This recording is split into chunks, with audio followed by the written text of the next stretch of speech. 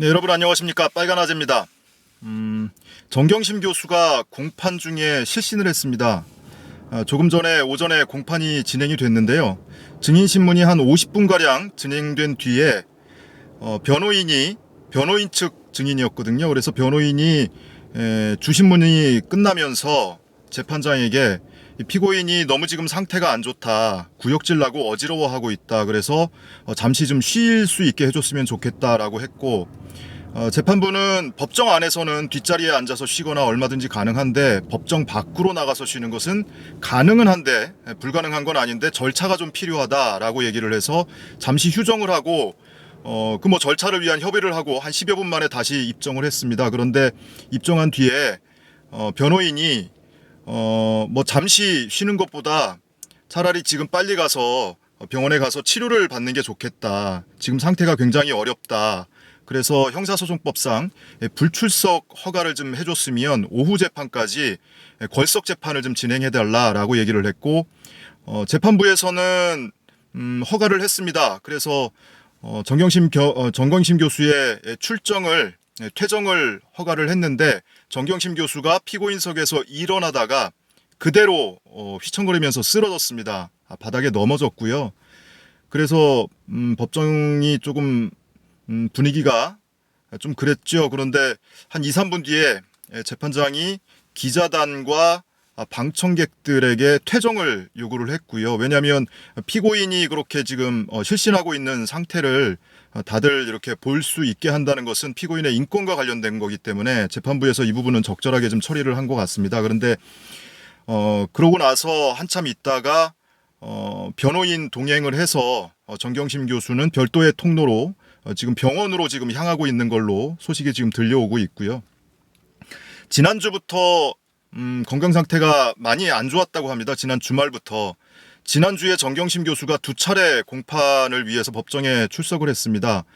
특히나 그 중에는 정경심 교수의 동생도 증인으로 출석을 했었지요. 그러다 보니까 정경심 교수가 여러모로 육체적으로, 신체적으로 또 정신적으로 굉장히 좀 힘든 상태 아니었을까라고 추측은 해볼 수 있습니다. 아무튼 별 탈 없이 좀 치료받고 회복했으면 하는 바람이 있습니다. 지난주부터 굉장히 상태가 안 좋아져서, 주말부터 안 좋아져서 굉장히 어지러워하고 또 서 있다가 비틀거리기도 하고 이런 모습이 있었다고 소식이 전해져 오고 있습니다.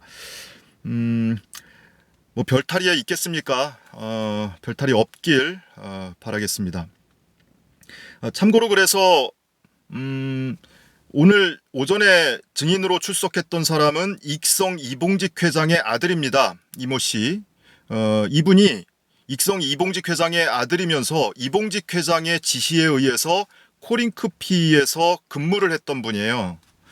그런데 이분의 증인 출석을 요구한 것은 변호인 측이 신청한 증인이었습니다. 뭐 이전에 조범동 씨 사건 법정에서 증인으로 한 차례 출석했었기 때문에 뭐 딱히 뭐 도드라지는 내용은 없었는데, 다만 변호인이 신문을 하면서 이분이 새로운 소식이 하나 확인이 됐는데요. 검찰에 여러 차례 소환 조사를 받았는데, 검찰의 소환 통보를 받고 나서 출석하기 전에 본인의 휴대폰에서 코링크피 관련 자료를 삭제했다고 합니다. 본인의 휴대폰에서 기록을 삭제했다. 증거인멸이죠. 그런데 증거인멸로 기소되지 않았고요. 더더군다나 이 사람은 코링크피에서 이 펀드 변경 보고 담당자였어요. 그런데 이 변경 보고가 허위로 됐다고 해서 조범동 씨와 정경심 교수가 지금 기소돼 있잖아요. 그런데 정작 담당자는 기소가 안 됐고요. 변경 보고의 절차상 결재선에 있는 임모 씨, 이모 씨 또는 이상훈 대표까지 아무도 코링크피 관련자들은 기소가 되지 않은 상태입니다. 조범동 씨와 정경심 교수만 기소되어 있는 상태죠. 이런 부분을 변호인이 짚었고요. 그리고 검사가 처음으로 변호인 신문 중에 이의 제기하는 모습을 한 10개월여 진행되어 온 재판 중에 제가 처음 목격을 했습니다. 오늘 변호인이 이봉직 회장의 아들을 신문하는 과정에서 이봉직 회장이 코링크피나 WFM 등 관계사를 통해서 10억 원을 허위의 임대차 계약서 보증금 명목으로 10억 원을 빼서 결과적으로 그 돈이 이봉직 회장에게 흘러간 돈이 있거든요. 이게 조범동 씨의 횡령 혐의로 기소가 돼 있었습니다. 근데 그 돈이 도달한 것은 이봉직 회장이었어요. 이 부분을 변호인이 신문을 했더니 검사가 이의 있습니다 하더니 이것이 이 사건 공소사실과 무슨 관계가 있는지 설명이 필요합니다라고 얘기를 했고, 변호인 측은 그러면 철회하겠습니다라고 물러섰습니다. 그만큼 검사가 이의 신청을 하면서 이 증인을 보호하려는 모습을 처음으로 봤습니다. 그 이유는 여러분들 이전에 여러 차례 설명드린 바와 같기 때문에 오늘은 추가 설명은 생략을 하겠습니다.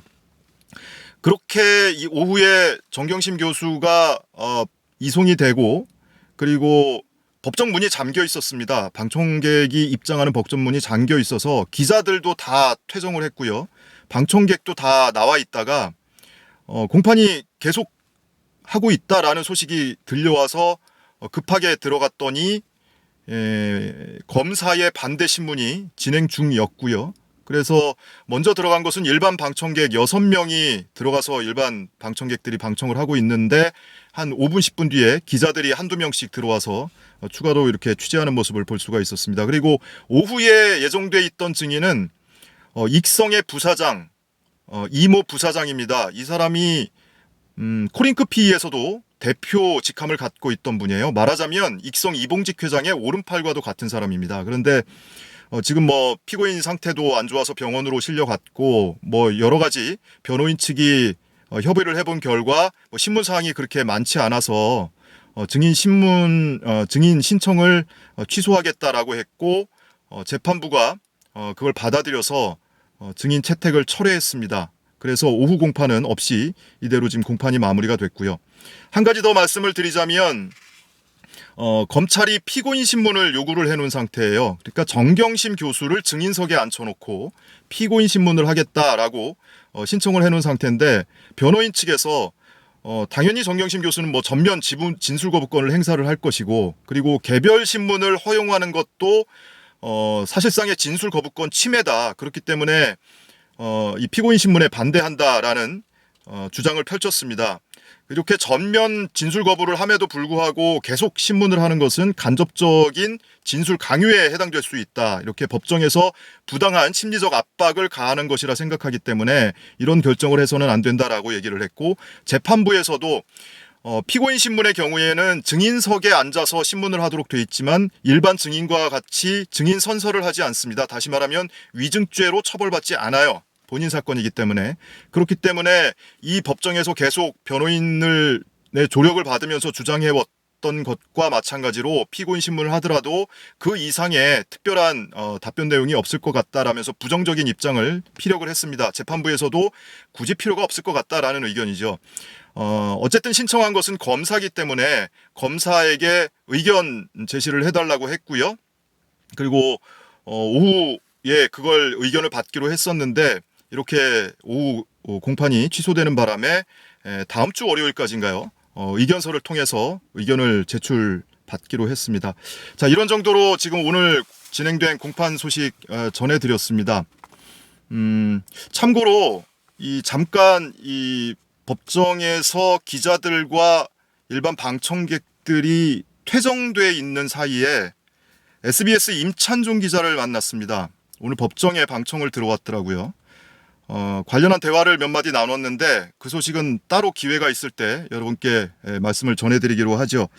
끝으로 건강이 급속히 악화돼서 지난 주말부터 매우 건강이 안 좋아져서 어지럽고 비틀거리기도 했었다고 하는데, 아시다시피 정경심 교수는 오래전 사고로 인해서 머리도 안 좋고요. 그리고 눈도 좀 안 좋고 때로 안대도 끼고 이러고 생활을 하고 있죠.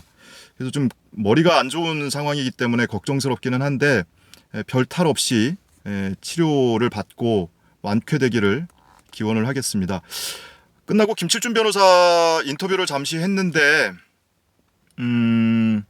빨리 쾌차해서 다음 기일에는 정상적으로 공판에 출석을 할 수 있도록 노력을 하겠다, 그러길 바란다라고 하는 입장을 밝힌 바가 있습니다. 이 정도 소식으로 오늘 공판 소식은 전해드리겠습니다. 여러분 고맙습니다.